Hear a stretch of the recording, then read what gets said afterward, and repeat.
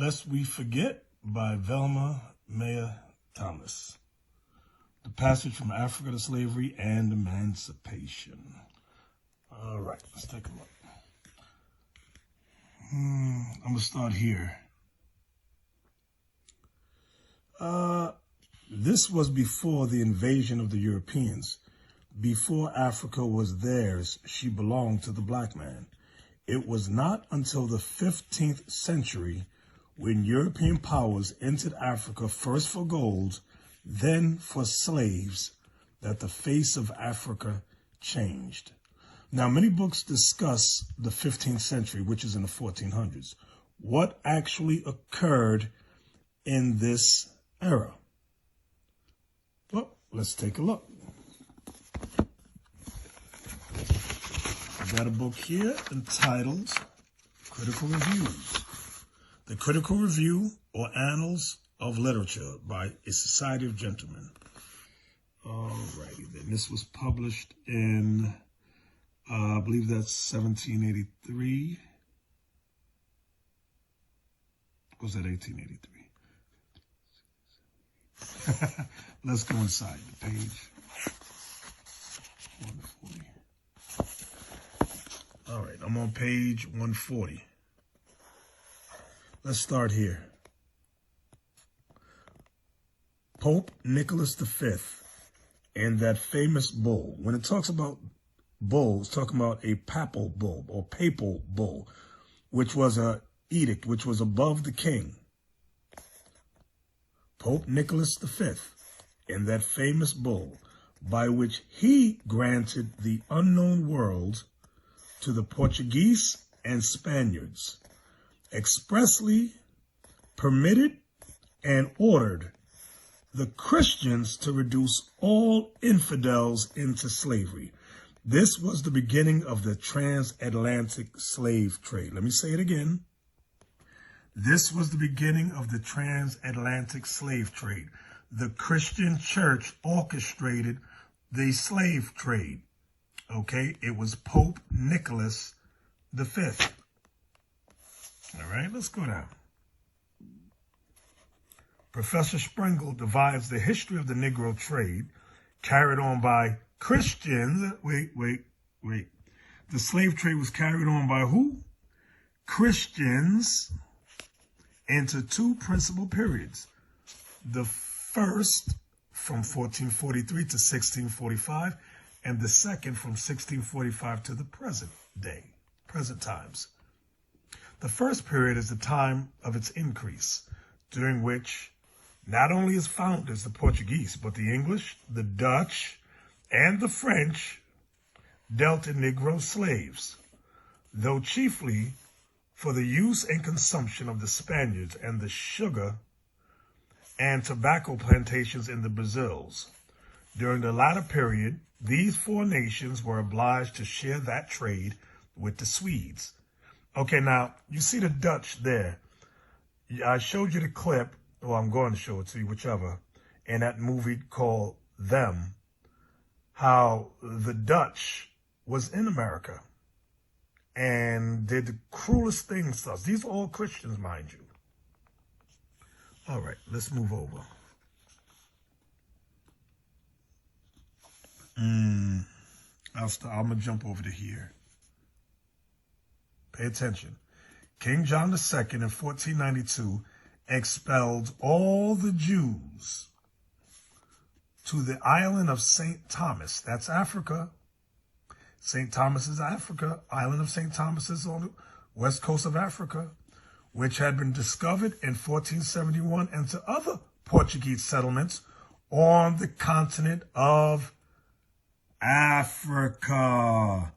So the Jews, which were black, was kicked out of Spain and Portugal and sent to Africa. And from these banished Jews, the black Portuguese, as they are called, and the Jews in Luango, that's Africa, who are despised even by the very Negroes, are descended. So we all descended of one black race, okay? But one group of us were called the Jews, and we kept the commandments, and the rest of us did not keep the commandments. Okay?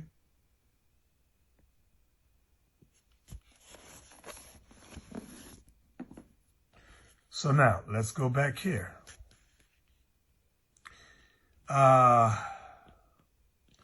Before Africa was theirs, she belonged to the black man. It was not until the 15th century, that's the 1400s, when European powers entered Africa, first for gold, then for slaves, that the face of Africa changed. Let's take a look. This was how Africa looked in the 1400s. Then later on, the face of Africa changed to this.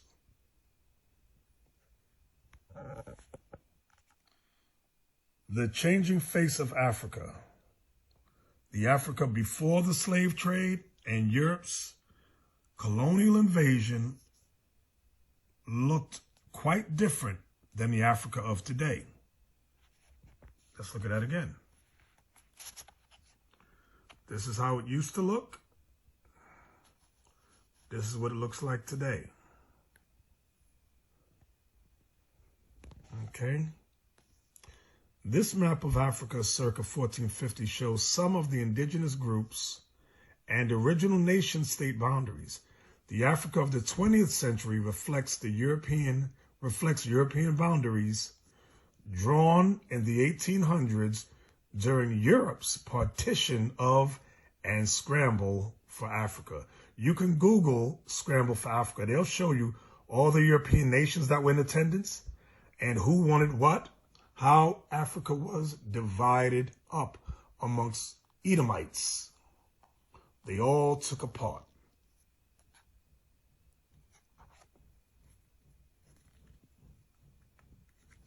The price of a man.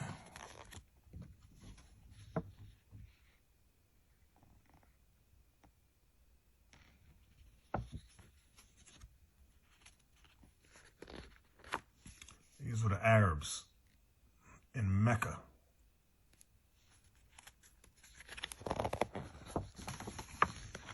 All right. Horrors of the Middle Passage.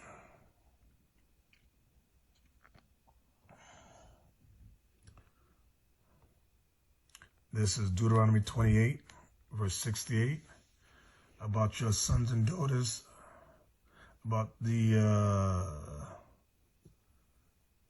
our people going into slavery on ships. We shall go into Egypt again with ships. Deuteronomy 28, 64. Here is a slave ship.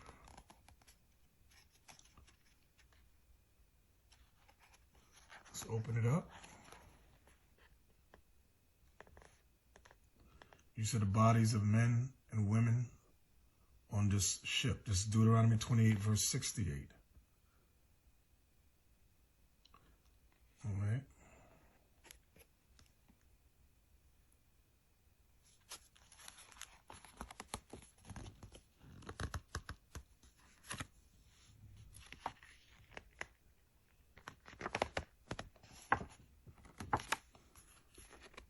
The auction. Again, that's Deuteronomy 28, 68. You can see in the background a man, woman, and child being sold.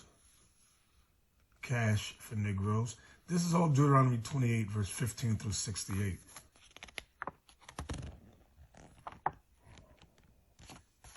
But there was something I saw. I want y'all to look at it.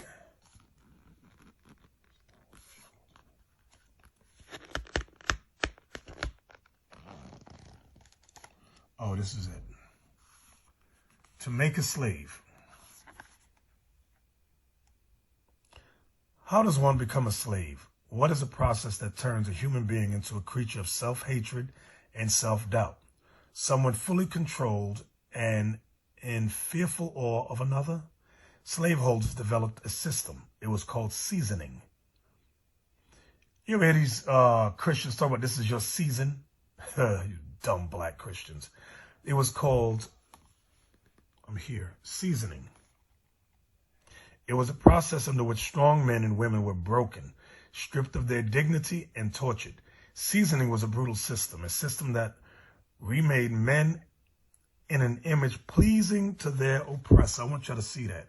It made us in the image pleasing to their oppressor. It rewarded good behavior and punished bad behavior.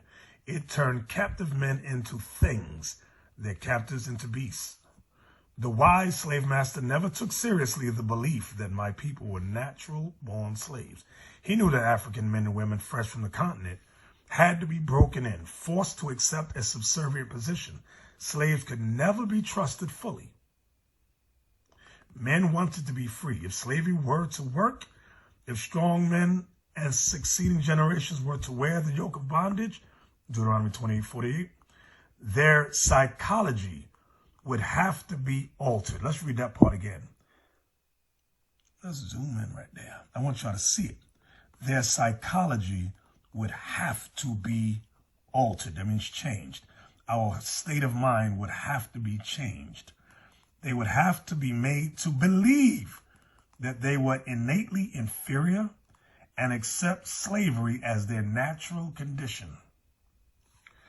The seasoning process was neither quick nor easy. It took months, years, generations to break my people's spirit. Slaveholders knew the process was essential. Without it, the slaveholding regime would fall. The seasoning began shortly after the arrival of a new shipload of enslaved Africans.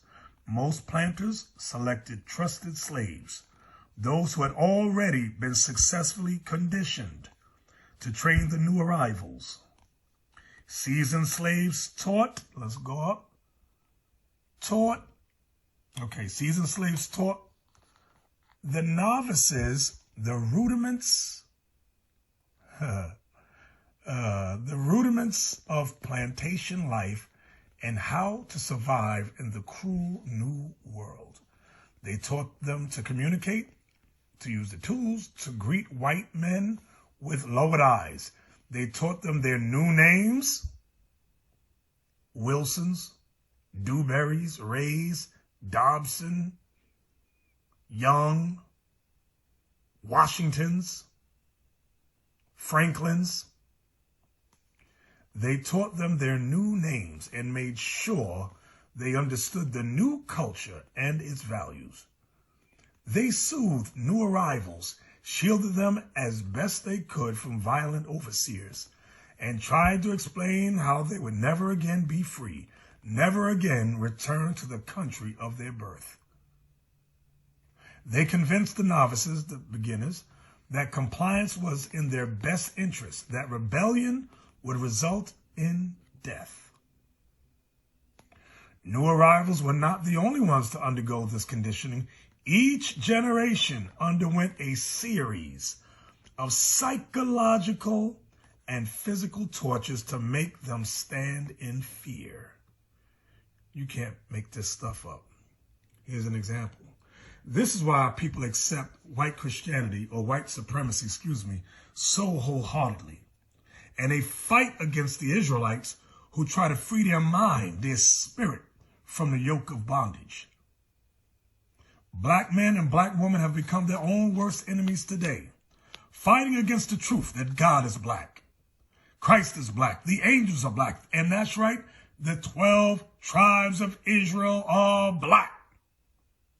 And we went into slavery because, according to Deuteronomy 28, verse 15 through 68, we broke the commandments of God and were made to suffer a life of bondage and oppression and slavery.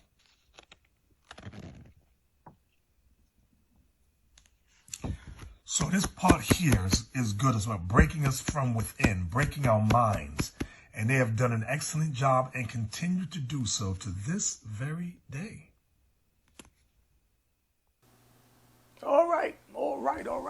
Well, I hope you gleaned something from today's look into history. I really pray you do.